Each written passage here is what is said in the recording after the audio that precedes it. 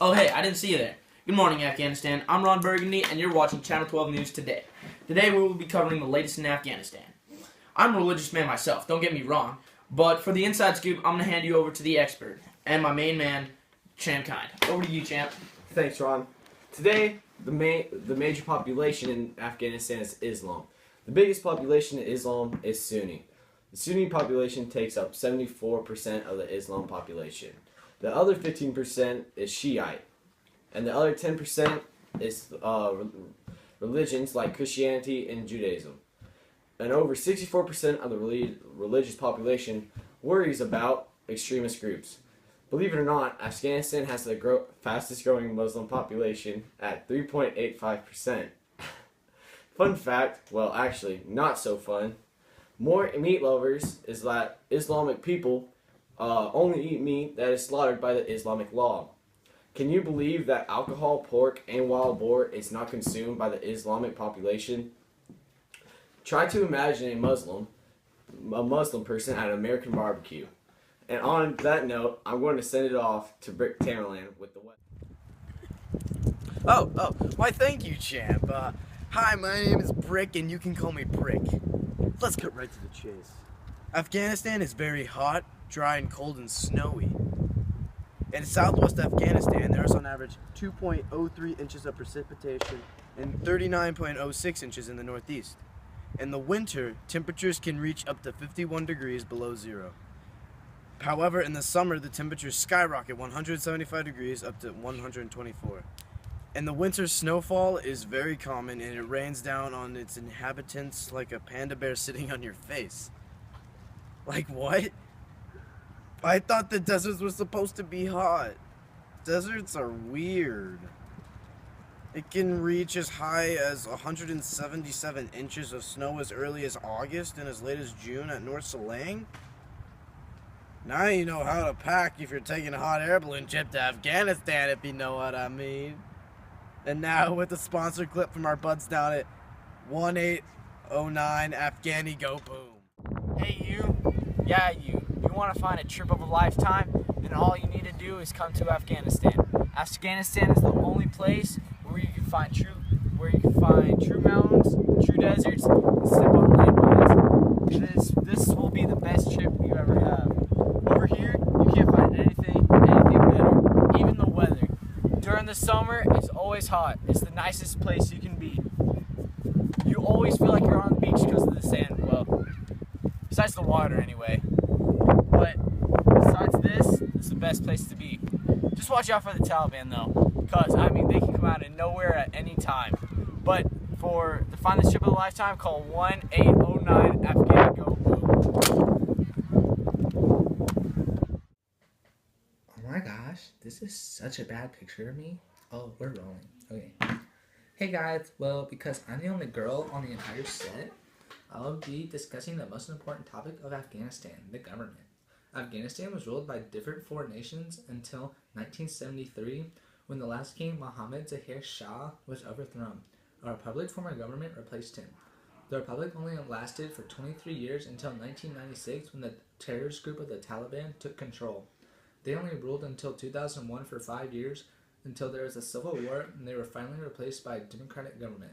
They currently have a two-house system called the National Assembly. Although they have this two-house system and a president, the government is still weak and is in need of United States assistance.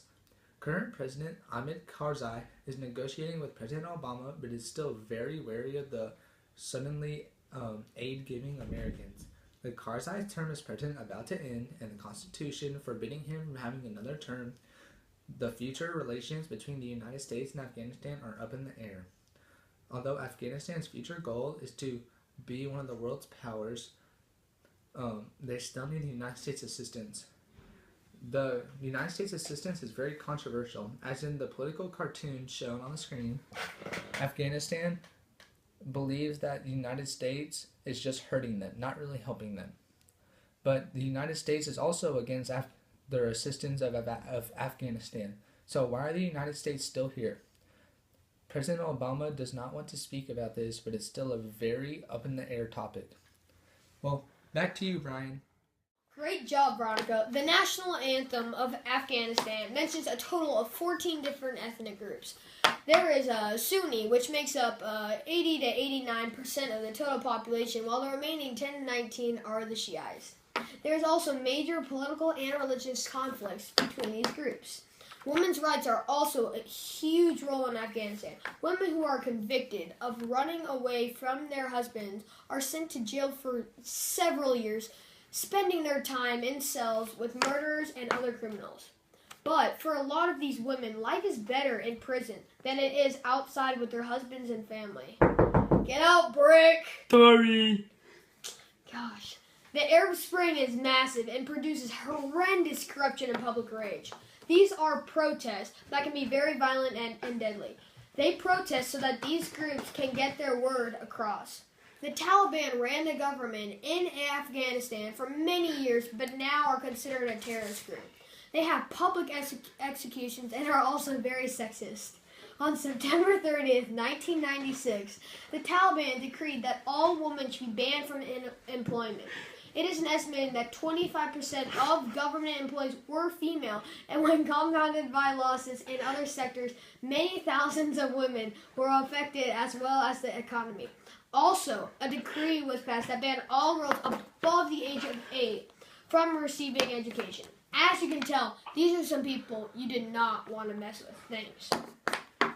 As you can see in this political cartoon, the U.S. and NATO made small, insignificant gestures in an attempt to talk peace and persuade the Taliban. Back to you, Roland. Brick put what in your saxophone? Oh my lord, not again. Alright, just tell him that we know about his extra-large Victoria's Secret bedazzled lingerie collection. That should work. We're on. Dude, that's what 1, 2, 3 action's for. Oh my lord. Thanks, Brian. Honestly, even my job is all about the money, and that definitely doesn't change overseas in Afghanistan. The GDP there is $33.55 billion, which goes to pay off every year 1.28 of their $1 billion in debt. Also, their GDP has increased up to 11% since 2012. A difference between America and Afghanistan is the fiscal year. And for those of you who don't know what that means, it's the financial period when it starts and finishes. Theirs starts March 21st and ends March 20th. Afghanistan exports goods such as opium, fruits, nuts, rugs, wool, cotton, hides, pelts, and gemstones, which is where America gets most of their gemstones from. The United States imports 5.8% of all their imports from Afghanistan, while Afghanistan is slightly more reliant and imports 17% of all their goods from the United States. The GDP per capita is at 1,000 per year, and the unemployment rate in Afghanistan is currently at 38%. As you can see here in this political cartoon, the new government is trying to make a reform while the corruption in the government still holds it back from being truly successful. This has officially been the most boring session of Channel 12 News today. I'm your extremely good-looking anchorman, Ron Burgundy. Layla Saidat Afghanistan. Stay classy, Afghanistan. Yikes, I need to work on that. Wait, did you get that on tape? You're supposed to cut after the terrible pronunciation of Afghanistan easy and... Cut!